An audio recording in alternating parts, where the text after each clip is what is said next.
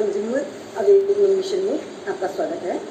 Friends, आज हमारा चर्चा का विषय है central consumer protection authority established under consumer protection act 2019। Central consumer protection authority के गठन के बारे में चैप्टर 3 में केवल 2 बातों पर चर्चा करेंगे। पहला, कंज्यूमर किन किन बातों के लिए किस तरह से शिकायत कर सकता है और अथॉरिटी का क्या प्रयोजन है और अथॉरिटी इस बारे में क्या क्या काम कर सकती है। हमने लिमिटेड क्वेश्चन पर बात करने के लिए सोचा है, इसलिए क्योंकि अथॉरिटी का गठन आपके लिए एक नई बात है और चूंकि एक नया विषय है और बहुत सारे प्रश्न पूछे जा रहे हैं कि कैसे कंज्यूमर करेगा शिकायत, अथॉरिटी क्या करेगी। सबसे पहले हम लेंगे कि किन किन बातों के लिए आप अथॉरिटी में संपर्क कर सकते हैं।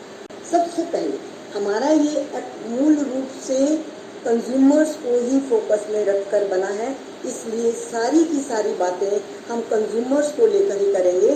तो सबसे पहला जो बात है, कंज्यूमर्स के जो राइट्स हैं उनका कहीं पर भी हनन होता हो तो आप अथॉरिटी को कंप्लेन कर सकते हैं। अब हमें देखना ये है कि हमारे कंज्यूमर्स के राइट हैं कौन कौन से। तो कंज्यूमर्स के राइट में सबसे पहला राइट तो आता है राइट टू इंफॉर्मेशन। आपको मार्केट में जब जाते हैं तो जो भी कुछ वहाँ पर खरीदते हैं या सर्विसेज हायर करते हैं तो उसमें आपको पूरी सूचना होने का अधिकार है। सूचना क्या होगी?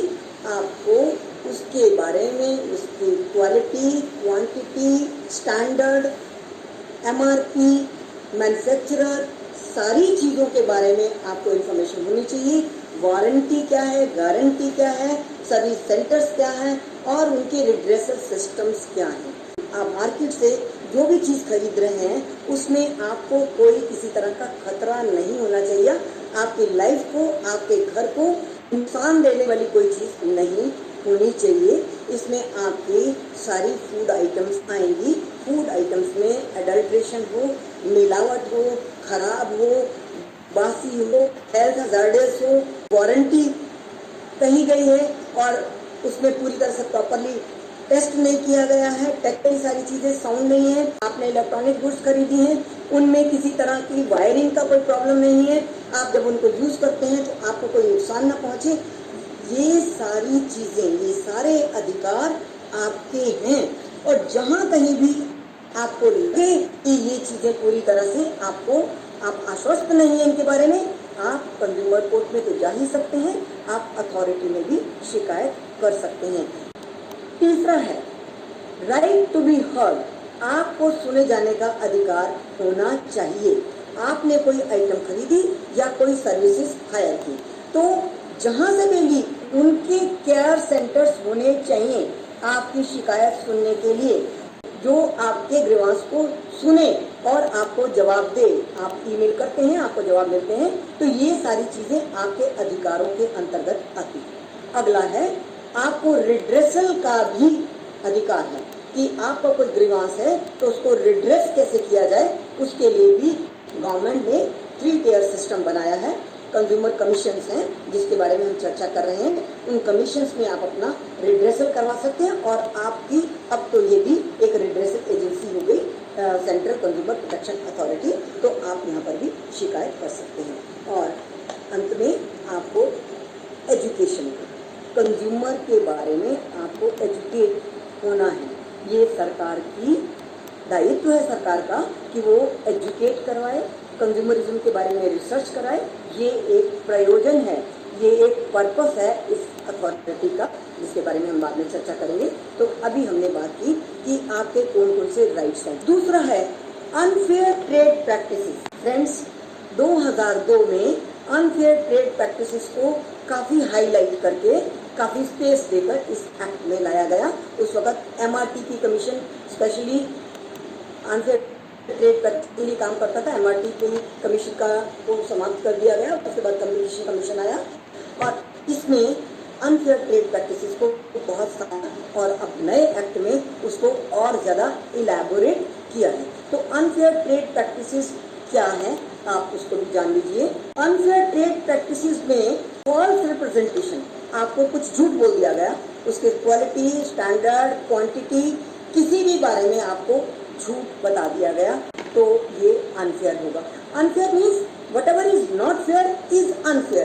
दूसरा, आपको बताया जा रहा है कि ये तो नई चीज है, जैसे गाड़ी है नई है पर वो पुरानी थी, मकान बना हुआ है नया है पुराना निकला, या कोई भी इस तरह की चीज जो आपको कवर में कर दी गई कि ये ले लीजिए कि ये चीज है, किंतु वो गलत निकली। तो कोई भी ऐसी चीज यदि फॉल्स है किंतु इसको स्पेसिफिकली कहा गया है कि आपको पुरानी चीज जो है नए के रूप में दे, तो वो भी अनफेयर ट्रेड प्रैक्टिस होगी। सप्लायर या सर्विस प्रोवाइडर या सेलर जो भी है, यदि कोई आपको इस तरह का रिप्रेजेंटेशन करता है कि देखिए हमारी तो उनसे स्पॉन्सरशिप है, हमारी तो उनसे पार्टनरशिप है, हमारा तो उनके साथ ब्रांड का इक्वेशन है, इसको अनफेयर ट्रेड प्रैक्टिस कहेंगे। तो अनफेयर ट्रेड प्रैक्टिस का ये भी एक वो है। वारंटी गारंटी, आपको वारंटी दे देते हैं, गारंटी दे देते हैं आइटम की, किंतु प्रॉपरली टेस्टेड नहीं होती। अगर टेस्टेड नहीं है तो वो आपके लिए हार्मफुल होती है। मैंने जैसे कहा इलेक्ट्रॉनिक गुड्स वगैरह के लिए, तो ये सारी चीजें जितनी भी कुछ भी गलत, तो वो अनफेयर ट्रेड प्रैक्टिस होगी, उसके लिए भी आप शिकायत कर सकते हैं। प्रैक्टिस का एक बहुत बड़ा हिस्सा है मिसलीडिंग एड्स। आपको एड्स दी जाती है, झूठ बोला जाता है, आपको कोई प्रोडक्ट के बारे में, आपका कॉस्मेटिक्स के बारे में, किसी भी चीज़ के बारे में आपको झूठ एडवर्टीजमेंट दी जाती है, पेपर में, मीडिया में, टीवी के माध्यम से, किसी भी तरह से, तो वो भी अगर सही नहीं निकलता तो उसके लिए भी आप शिकायत कर सकते हैं। यहाँ पर एक बात और बता दें कि मिसलीडिंग एड्स जो देता है, जो मैन्युफैक्चरर या ट्रेडर है, जो एडवर्टाइज करवाता है, वो तो है ही रिस्पॉन्सिबल। उसके अलावा जो उसका मुखौटा बनता है, जिसके माध्यम से किया जाता है टीवी में, यदि कोई सेलिब्रिटी है या कोई ऐसा प्रभावशाली व्यक्ति है जो आपको ये बताता है, तो वहाँ पर ही वो अनफेयर ट्रेड प्रैक्टिस तो है ही, मिसलीडिंग एड तो है ही, वो व्यक्ति भी रिस्पॉन्सिबल होगा, आंसरेबल होगा बिफोर कंज्यूमर प्रोटेक्शन कमीशन। और ऐसी कोई एडवर्टाइजमेंट एक्ट के पर्पस से मैच ना करती हो, मिसमैच हो, वो सारी की सारी अनफेयर ट्रेड प्रैक्टिसेस मानी जाएंगी। कंज्यूमर्स के अहित में कुछ भी होता हो, जो कहा गया हो वो सत्य ना निकले, तो आप कंज्यूमर प्रोटेक्शन एक्ट के अंडर एस्टैब्लिश्ड इस अथॉरिटी में शिकायत कर सकते हैं। अब देख रही है कि आप शिकायत कैसे कर सकते हैं, वो आपको अब जानना है, क्योंकि जब प्रोसेस आएंगे, जब प्रैक्टिकली आएंगे, तो आपको वो सारी चीज़ जाननी है कि कैसे आप अपने राइट्स को इम्प्लीमेंट करवा सकते हैं थ्रू दिस अथॉरिटी। अब आप कंप्लेंट क्यों करेंगे? वायलेशन ऑफ कंज्यूमर राइट्स होने पर, अनफेयर ट्रेड प्रैक्टिस होने पर, फॉल्स मिसलीडिंग एडवर्टाइजमेंट होने पर, और anything which is prejudice to the interest of consumers. Authority ने कंप्लेंट करने के लिए कोई भी ऐसी बात कही नहीं गई है कि वो कंज्यूमर को as per the definition of consumer anybody and everybody, क्योंकि इस देश का हर व्यक्ति जन्म से लेकर मृत्यु तक कंज्यूमर है ही, क्योंकि पैदा होते ही निप्पल और बॉटल, मिल्क बॉटल के संपर्क में आता है, और डेथ के टाइम पर भी उसके लिए, उसके दाह संस्कार के लिए लकड़ी खरीदी जाती है। तो जन्म पर्यंत वो कंज्यूमर होता है, तो कंज्यूमर तो है ही। कंसिडरेशन की बात इसलिए नहीं है, इस एक्ट में अथॉरिटी को कंप्लेंट करने के लिए कंसिडरेशन की बात नहीं है, कंज्यूमर शब्द नहीं कहा गया है, ये कहा गया है कि इट कैन बी फॉरवर्डेड। मैं बिल्कुल उस लैंग्वेज पे आ रही हूँ, complaint can be forwarded, consumer शब्द नहीं लिखा गया। तो complaint can be forwarded to the authority. अब किसको किसको भेजी जाएगी वो भी मैं आगे बताती हूँ। Complaint can be forwarded either in writing और इलेक्ट्रॉनिक मोड। आप ईमेल से भेज सकते हैं, किसी भी माध्यम से भेज सकते हैं, आपकी शिकायत पहुंचनी चाहिए। किसको पहुंचानी चाहिए? आपको किसी एक व्यक्ति को, डिस्ट्रिक्ट कलेक्टर को, commissioner of the regional office को या सेंट्रल अथॉरिटी को। ये 3 जगह आपको दे दी गई है, आप कहीं भी भेज दीजिए, ultimately it will come to authority. Authority में जो उसको डील करने वाला व्यक्ति होगा उसके पास पहुंच जाएगी और आपकी शिकायत पर फिर एक्शन होगा। अब ये कि सेंट्रल अथॉरिटी जो है उसका पर्पस क्या है, वो क्या करेगी, वही पर्पस है जो मैंने आपको पहले बताया कि prevent violation of rights of consumer. Consumers के राइट्स को वायलेट ना हो उसके लिए काम करेगी। Prevent unfair trade practices, unfair trade practice कहीं भी हो रही हो उसको वो प्रिवेंट करेगी। फॉल्स मिसलीडिंग एड्स पर अच्छा खासा अंकुश होगा अथॉरिटी का। आपको मालूम है गिफ्ट आइटम्स के लिए अनाउंस कर दिया जाता है, आपको गिफ्ट मिलेंगी और गिफ्ट नहीं दिए जाते।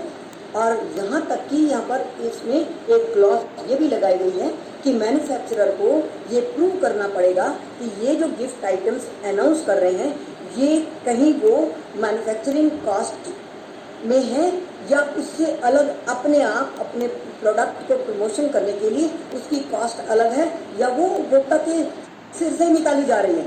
ये चीज भी मैन्युफैक्चरर को करनी पड़ेगी प्रूव। मैंने शुरू में ये कहा था कि ये क्लॉज तो बड़ी मुश्किल होगी इसको इम्प्लीमेंट करना, क्योंकि ये कैसे बताया जा सकेगा कि फला चीज मैन्युफैक्चरिंग कॉस्ट में है या अपने प्रमोशन के लिए वो जो मार्केट बिजनेसमैन है वो अलग से कर रहा है। तो फिर मुझे ये कहा गया था कि इस इशू को आप मत उठाइए, क्योंकि ये मैन्युफैक्चरर की ड्यूटी है। जब मैन्युफैक्चरर को या ट्रेडर को ये पता लगेगा कि उनको पड़ेगा तो वो इस तरह की कोताही करेंगे नहीं। प्रमोशन के लिए अगर गिफ्ट आइटम्स की अलग बात की गई है तो वो उसको देंगे।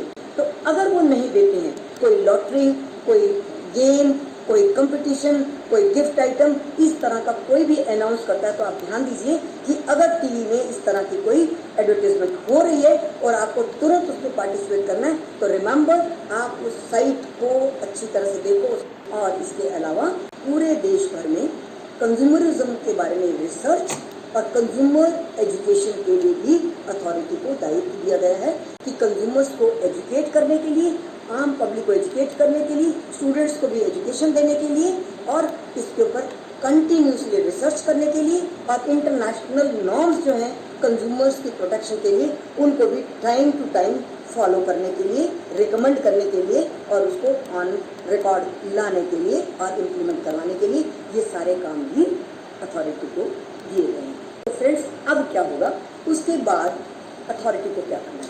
अथॉरिटी या तो सुओ मोटो अपने आप से लेगी कॉग्निजेंस कि इस तरह से कहीं मार्केट में हो रहा है तो उसका इन्वेस्टिगेशन करना है, या फिर कोई कंप्लेंट प्राप्त होती है उस कंप्लेंट के आधार पर कॉग्निजेंस लेना है और इन्वेस्टिगेशन करनी है। और सेंट्रल गवर्नमेंट के डायरेक्शंस पर भी वो उनको एक्ट करना है और इन्वेस्टिगेशन करनी है। मैं यहाँ बात कर रही हूँ inquire and investigation. Friends, inquire and investigation का एक बड़ा लंबा प्रोसेस है।